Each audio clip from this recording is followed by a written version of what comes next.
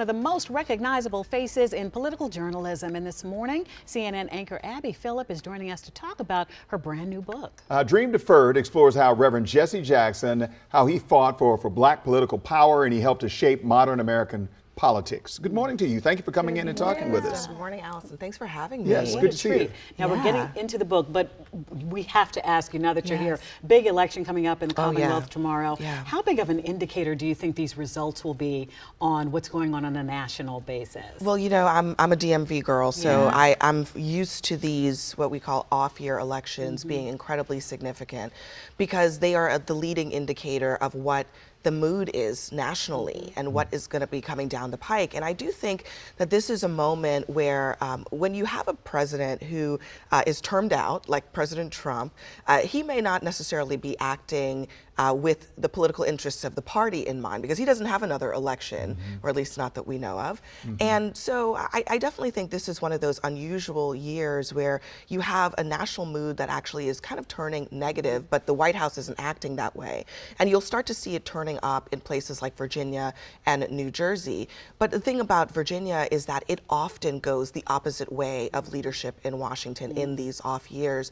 So it would be typical to see with a Republican in the White House, a Democrat win the governor's mansion. What also happens down ballot is also going to probably tell us more about those individual races. But this is a national mood off-year election that we are gauging in a couple of important places.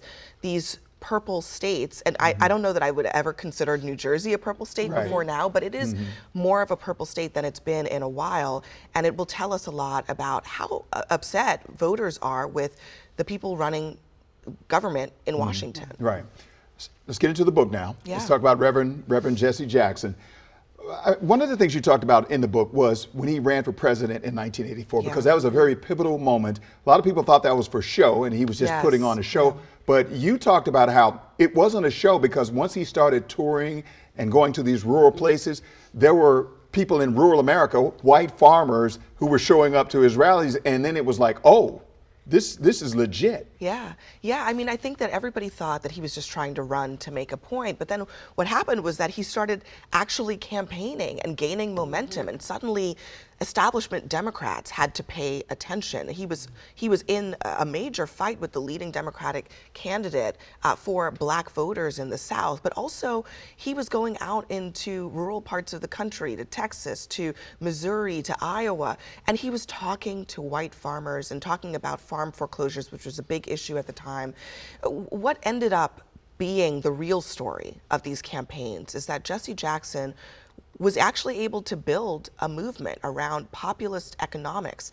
And by the way, that's something that we're seeing showing up in politics right now. You have all these candidates like Bernie Sanders. Remember when Bernie Sanders shocked the establishment in 2016 and 2020? Well, he was continuing a campaign that started with Jesse Jackson. So we're not done yet with the kind of politics that Jesse Jackson was running on. And there is something about American voters that they're very interested in outsider candidates. They're very intrigued by it. And they certainly want candidates to start talking about their day-to-day economic lives and where they think the system isn't working for them as well.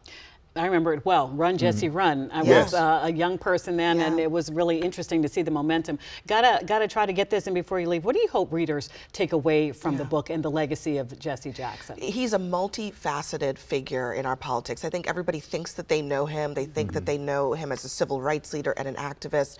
But this political chapter is very much undertold. There's not much history written about it, and it's incredibly significant. We wouldn't have had Barack Obama without Jesse Jackson. And in fact, right now, I think we are starting to see, modern day politicians taking a look back at some of the messages that he ran on and asking whether or not they can resonate today. So it's not just about history, it's also about our present day and perhaps where the country and some of our politics is going in the future. It is fascinating. Yes. Thank you so much for having me. Real quick, what was Jesse's response to this? Has he, well, at first, I mean, if you've met Jesse Jackson, he has a lot to say. He has a lot to say about his own legacy. And I think he wanted, he was sort of like, well, we could do this together. And I had to say, well, sir, this is a book. This is a history book. I'm going to tell it all. And he was happy to participate, and I'm grateful that he did. And I'm grateful that I was able to speak with him while he's still with us. Right. So many of the people of his generation are not, and he is. And it was an important opportunity to get the stories directly from him. Right. So thank That's you. great. CNN's Abby Phillip, thank you so Thank much. you. We appreciate Phil. you. Great to see you. Alrighty.